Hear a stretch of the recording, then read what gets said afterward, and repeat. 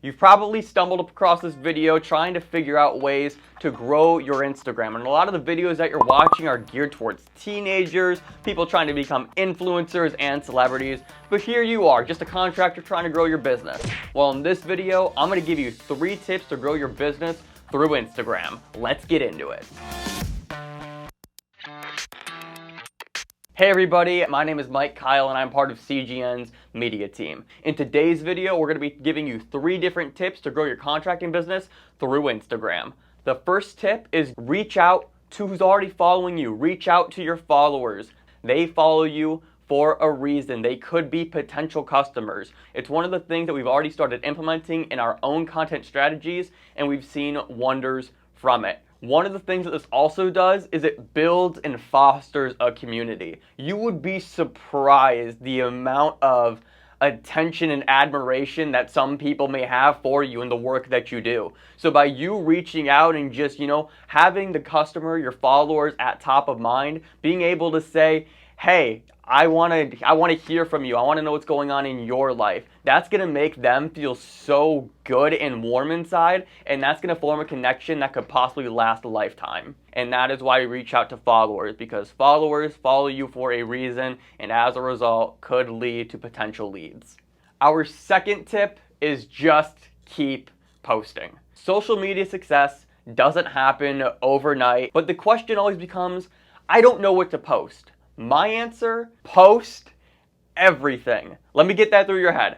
Post everything. If you're a contractor, I want to know the jobs that you're currently doing, before and after pictures, tips and advice on how I can solve a problem if I run into it at home.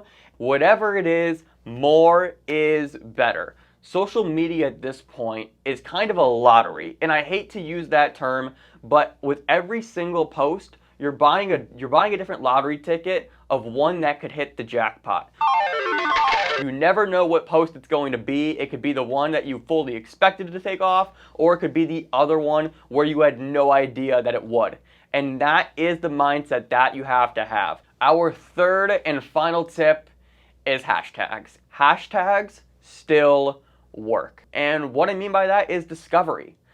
When you have a set of hashtags that you use repeatedly, it's going to put you in different pockets of your space. For example, we keep a list of 20 hashtags that we will use for all of our social media posts. Some of them are things so simple as contractors, bathroom, pools, kitchen, remodels, whatever the case is that fits our scope of our target audience. And actually, we started implementing the Gary V $80 strategy as well, and we've seen wonders from it so far. Just to kind of quickly summarize what that is, you're going to find the top 9 hashtags that relate to your field, and then you are going to leave your 2 cents on the top 9 posts from each hashtag whenever you get the chance. We like to do this once a week, and even just in that short amount of time, we've seen it work wonders, and our engagement and our following is already up about 150 to 200%.